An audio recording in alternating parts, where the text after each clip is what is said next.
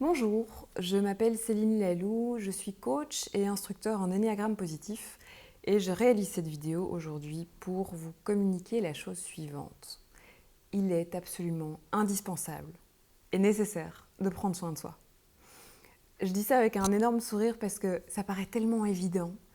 Tellement, mais évidemment, Céline, pourquoi est-ce que tu nous dis ça? Je sais bien qu'il faut prendre soin de soi.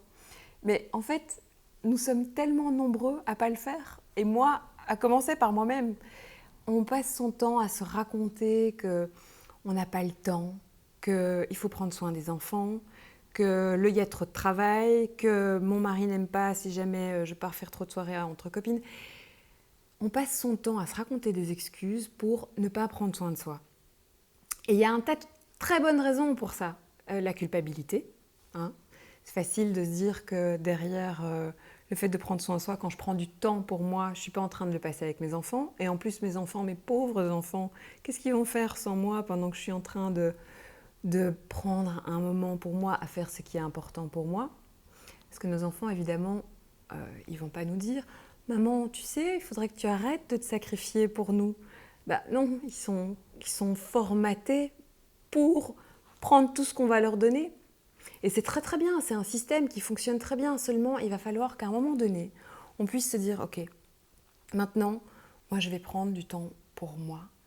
Et on associe ça à de l'égoïsme. Alors qu'en fait, c'est de l'égoïsme sain, c'est de l'égoïsme nécessaire.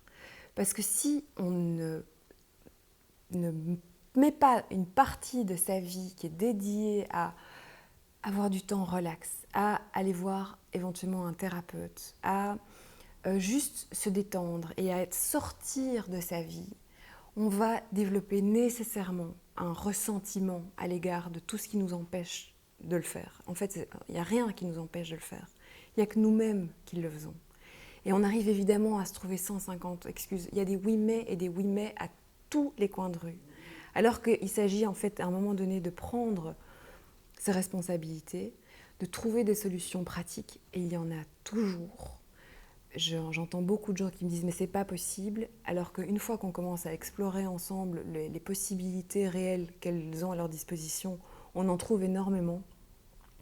Et on ne se rend même pas compte qu'en réalité, si on ne prend pas ce temps-là pour soi, en croyant préserver son entourage, en étant présent pour tout ce que nous avons à faire, en réalité, au final, c'est soi qu'on met en péril. Et quand on se met en péril soi-même, à un moment donné, à l'usure, au bout d'un an, 2 ans, 10 ans, 20 ans, le corps finit par s'exprimer et par rejeter ce manque de respect qu'on a eu pour soi-même. Et ça peut s'exprimer d'un tas de façons différentes. Ça peut être un burn-out, ça peut être une maladie, ça peut aller jusqu'au cancer, ça peut aller aussi vers des maladies auto-immunes. Le corps est là c'est un signal d'alerte. Et l'idée, c'est de mettre en place ce qui va nous éviter d'aller droit dans le mur à coup sûr. Et certainement dans la société dans laquelle nous vivons, où tout est conçu pour la méritocratie, pour valoriser le travail, le labeur dur. Oui, et quelque part, on joue de ça aussi, de montrer à quel point on est débordé, à quel point on a tellement à faire. Et il y a une forme de fierté à ça, de montrer à quel point on n'a pas le temps de faire les choses. J'ai tellement pas le temps, je suis débordée. Et il y a un côté un peu orgueilleux, si on est tout à fait sincère et honnête avec soi-même, à dire ça. Je suis tellement important que je ne peux pas m'arrêter. Mais c'est nécessaire, c'est absolument indispensable. Et ça peut être 1 heure par semaine, ça peut être une activité sportive, ça peut être à se mettre à faire du chant, une activité artistique. Mais c'est aussi, en plus de ça, prendre du temps pour faire de l'introspection, se regarder en face, voir là où s'expriment nos parts d'ombre dans nos vies, voir ces mensonges qu'on se raconte, qui sont vraiment pas faciles à détecter. Mais il y a toujours une petite voix en nous qui, en fait, sait très très bien là où on n'est pas tout à fait honnête avec soi-même.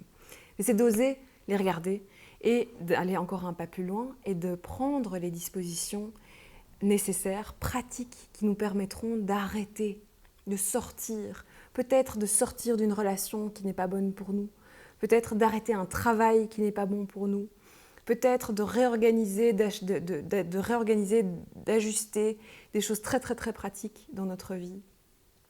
Et puis faire ce travail vraiment en profondeur de connaissance de soi, qui est absolument indispensable dans un travail de vie et quand on a envie de retrouver de la sérénité, de la joie de vivre, une connexion authentique avec les autres. Voilà pourquoi il est absolument indispensable de prendre soin de soi, de prendre du temps pour soi et de se mettre en fait tout en haut de sa liste des priorités. Voilà, je ne sais pas si je vous ai encore tout à fait convaincu parce que je sais que ça tient à la peau super fort, mais au moins j'aurais essayé et je vous ai transmis ici ce que j'espérais vous transmettre. Prenez soin de vous. Merci beaucoup.